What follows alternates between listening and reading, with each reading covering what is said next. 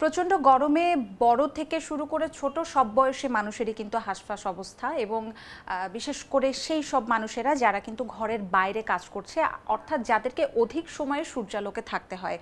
এই সব ক্ষেত্রে কিন্তু সবারই স্বাস্থ্য ঝুঁকি অনেকটাই বেড়ে যায়। আমরা প্রতিনিয়ত চেষ্টা করছি বিশেষজ্ঞদের সাথে কথা বলে সেই সমস্ত স্বাস্থ্য ঝুঁকি থেকে আসলে কিভাবে রক্ষা পাওয়া যায় সেই সব উপায়গুলো খুঁজে বের করতে এবং সেগুলো আপনাদের সাথে শেয়ার করতে। দর্শক, আজকে আমি আপনাদের সাথে কথা বলবো স্কুলগামী শিক্ষার্থীরা যারা রয়েছে, অর্থাৎ যারা স্কুলে যাচ্ছেন যেসব ছেলেমেয়েরা, তাদের স্বাস্থ্য ঝুঁকি থেকে বাঁচবার জন্য আমরা কোন কোন উপায়গুলো একটু দেখে নিতে পারি। ইতিমধ্যে আমরা সবাই জেনে গেছি যে সকাল 10টা থেকে যে বিকাল 4টা পর্যন্ত যে সময়টায়, এই সময়টাতে কিন্তু অতি বেগুনি রশ্মি সবচেয়ে তীব্র থাকে এবং আপনারা দেখবেন যে এই সময়টার মধ্যেই কিন্তু বাচ্চাদের স্কুলে যাওয়া, ক্লাস চলা বা বাইরে খেলাধুলা করা কিন্তু এই সময়টার মধ্যেই হয়। সেই সব ক্ষেত্রে শিশুদেরকে বেশি ছায়ায় থাকতে হবে এবং স্কুল কর্তৃপক্ষ যদি স্কুলে ছায়ার ব্যবস্থা করে বা ছাউনির ব্যবস্থা করে, অর্থাৎ সূর্যালোক যতটা এড়িয়ে চলবে ততটাই কিন্তু স্বাস্থ্য ঝুঁকি তাদের কমবে। বাচ্চারা আসলে বাইরে খেলাধুলা করতে পছন্দ করে, কিন্তু স্কুল থেকে যদি ইনডোর গেমের ব্যবস্থা করা হয়, শুধুমাত্র এই গরমের সময়ে ইনডোর গেমই আসলে শিশুদের জন্য অনেক বেশি মানে ক্ষতিটা অনেকটাই কম হবে। অর্থাৎ সূর্যালোককে যতটাই এড়িয়ে চলা যাবে ততটাই ভালো হবে। গরমে কী ধরনের পোশাক পরতে হয় এই নিয়েও আপনাদের সাথে অনেকবার আলোচনা হয়েছে।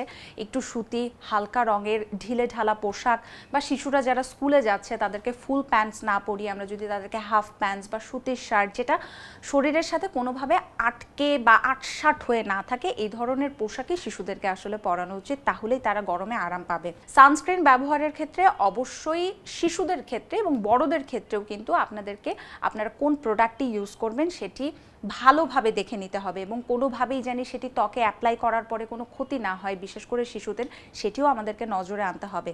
তবে হ্যাঁ, আমরা যদি শিশু যখন বাইরে যাচ্ছে, সেই বাইরে যাওয়ার অন্তত 30 মিনিট আগে তাদের শরীরের যেই অংশগুলি তাদের কাপড়ের বাইরে থাকে, অর্থাৎ তারা যদি হাফ হাতা শার্ট পরে থাকে, হাফ প্যান্টস পরে থাকে, তাহলে কিন্তু তাদের পায়ে হাতে আমরা সানস্ক্রিন লোশন বা সানস্ক্রিন যে ক্রিম থাকে সেটি কিন্তু আমরা তাদেরকে দিয়ে দিতে পারি।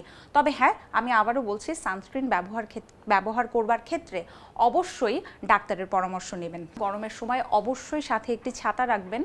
এই ছাতা শুধুমাত্র আপনাদেরকে বৃষ্টি থেকেই যে বাঁচাবে তা নয়, গরমের অতি যে সূর্যালোক বা যে রশ্মিটা থাকে সেটি থেকেও কিন্তু আমাদেরকে ছাতা বাঁচাতে পারে। ঘরকে ঠান্ডা রাখার কিন্তু বেশ কয়েকটি উপায় রয়েছে। যেমন অনেক দুপুরবেলা আমরা পর্দা টেনে রাখতে পারি, আমরা ঘরের ভেতরে যেই আমরা বাল্ব বা যে লাইট ইউজ করি সেগুলো অনেক বেশি ওয়াটের যেন না হয়, আমরা সেদিকেও খেয়াল রাখতে পারি। ঘরের ভেতরে যেই আলোগুলো অনেক বেশি তীব্র থাকে, অর্থাৎ যেই বাল্বগুলো ব্যবহার করলে আপনাদের গরম লেগে যায় বা ঘরটা গরম হয়ে যায়, সেই বাল্বগুলো কিন্তু এড়িয়ে চলাই ভালো।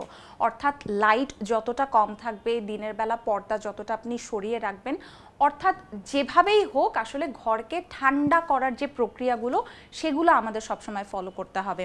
আমরা সবসময় চেষ্টা করি আমাদের শিশুদেরকে পার্কে বা খেলাধুলা করা যায় এই ধরনের জায়গায় নিয়ে যেতে, কিন্তু আমাদের যে বিশেষজ্ঞদের সাথে আমরা কথা বলেছি, আমরা শিশু বিশেষজ্ঞদের সাথে কথা বলেছি, তারা কিন্তু বারবার বলেছে যে শুধুমাত্র এই গরমের সময়টাতে আমরা যদি বাইরে শিশুদেরকে কম নিয়ে যাই এবং বিশেষ করে যেখানে অনেক ভিড় থাকে বা ধরেন কোনো শপিং মলে কিংবা এমন কোনো জায়গায় যেখানে শিশুদের খেলাধুলা করার ব্যবস্থা রয়েছে, কিংবা পার্কে যেখানে আমরা আসলে শিশুদের বিনোদনের জন্যই তাদেরকে নিয়ে যাই, সেই সব জায়গাগুলো যদি আমরা এড়িয়ে চলি তাহলে কিন্তু শিশুদের জন্য আরামদায়ক হবে। এবং অনেক সময় কিন্তু শিশুরা অস্থির হয়ে ওঠে।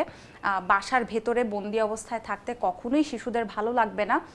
সেই ক্ষেত্রে আমরা আরও কিছু বিষয় আমরা ফলো করতে পারি, যেরকম আমরা আমাদের বাচ্চাদেরকে বেশি সময় দিতে পারি, তাদের সাথে গল্প করা, তাদেরকে বই পড়ে শোনানো বা তাদেরকে গান গেয়ে শোনানো, তাদের সাথে নানা রকমের অ্যাক্টিভিটি করে আমরা তাদেরকে ব্যস্ত রাখতে পারি। পোকামাকড় অপসারণ করা। দর্শক, তাপ যত বাড়তে থাকে তার সাথে সাথে কিন্তু পোকামাকড়ের উৎপাত বাড়তে থাকে। এই সময় বিশেষ করে মশার উপদ্রব থেকে দূরে থাকতে হবে। ডেঙ্গুর যেই অস্থির একটা সময়ের মধ্যে আমরা পার করেছি, আমরা কিন্তু সে সময় একাধিকবার বলেছি যে মশার উপদ্রব থেকে বাঁচবার জন্য কি কি করতে হবে।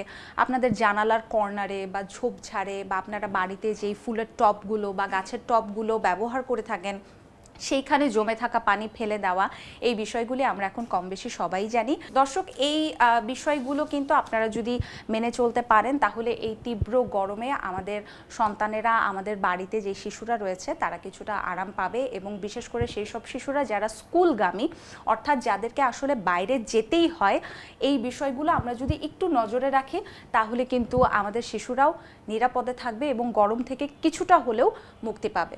দর্শক, আজকে এখানেই শেষ করছি। প্রথম আলো সংবাদগুলোর দিকে চোখ রাখতে ভিজিট করুন প্রথমআলো.com, সাথে প্রথম আলোর ফেসবুক পেজ এবং ইউটিউব চ্যানেল।